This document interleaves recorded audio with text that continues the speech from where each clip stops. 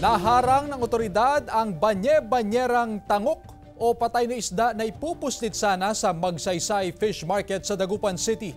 Ang detalye ihatid live ni Russell Simorio. Russell?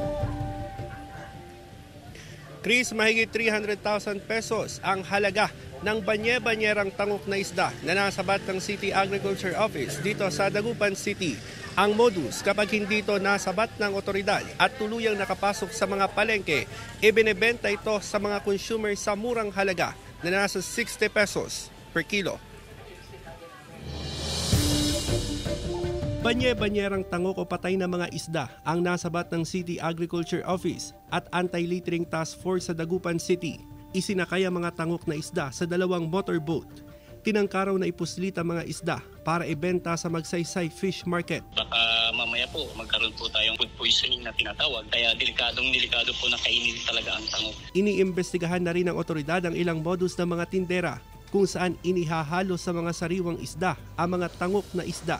Dahil sa insidente, hinigpitan pa ng otoridad ang pagbabantay sa mga ipinapasok na isda sa mga pamilihan sa lungsod. 24/7 ang inspeksyon sa mga fish dealer na nagdadala ng isda sa merkado.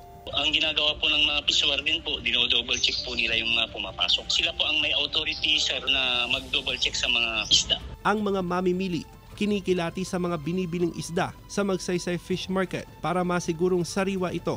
Pagtangok po, yung medyo madilaw-dilaw na yung kulay niya. Iba na yung matigas nga yung iba. Sa itsura lang niya makikita mo na yung ano. Ay, ilado na siya yung matagal nang naka-stack sa kansa. Kapag mapula yung mata, kaya dapat fresh yung talagang malinaw.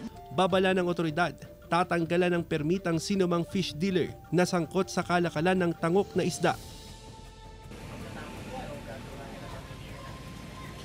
Chris, right after na masabat at makumpiska ng City Agriculture Office ang banye-banyerang tangok na isda, agad namang ipinag-utos ng lokal na pamahalaan ng proper disposal. Agad ibinaon sa lupa ang mga tangok na isda para hindi na makain at mapakinabangan pa. Napag-alaman din ng otoridad na galing sa Bugalyon ang mga na-recover na tangok na isda. Inihahanda na rin ng City Agriculture Office at ng PNP ang kasong isasampa laban doon sa may-ari ng mga tangok na isda. Samantala dito sa Magsaysay Fish Market, alam mo, magkakatuwang ang Market Division, ang Anti-Littering Task Force, ganun din ang City Agriculture Office para magbantay sa mga ipinapasok ditong isda. At yan muna ang latest mula rito sa Dagupan City. Balik sa iyo, Chris. Maraming salamat, Russell Simorio.